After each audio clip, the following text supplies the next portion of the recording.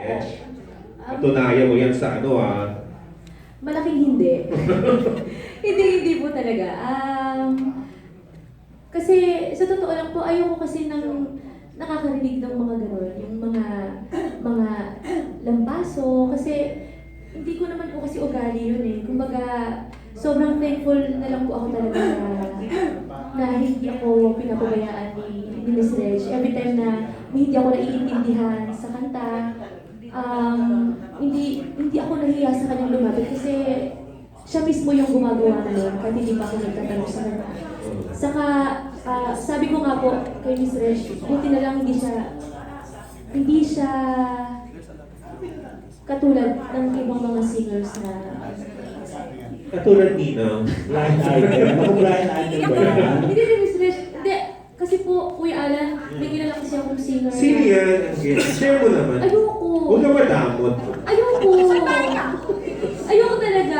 Sa akin na lang yun. Pero kasi hanggang ngayon, hindi ko alam ba't tinadala ko siya. Parang, Anong ginawa sa'yo? hindi ko makalimutan. Ano? Ayaw ko kasama kumanta. Ayaw ka? Oo. So, okay. Diva din yan, diva.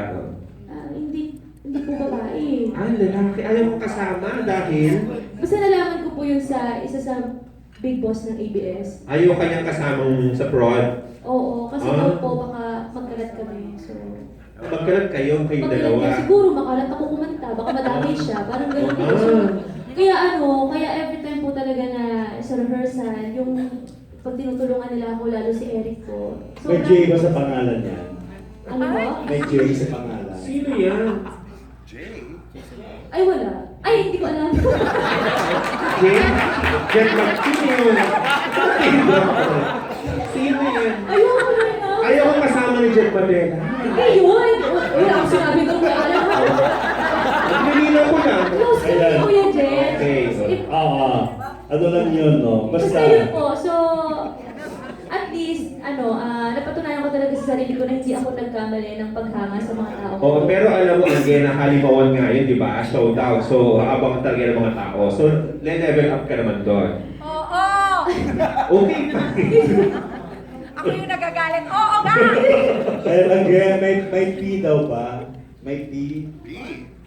Ano ba? Sabihin mo na blind item pa kasi ang gay. Oo Sabihin mo. nga eh. Alam mo, ang get, mas pag-uusapan ka sa press ko na ito. Oo, kung i-name drop mo siya. Pero ayoko na magagalit si Tita Edna sa akin. Oo.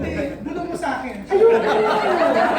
Bulong mo sa akin, sabi ko sa'yo kung may friends siya sa press. Ayoko kasi nga, kinukuha niya na akong guest ngayon.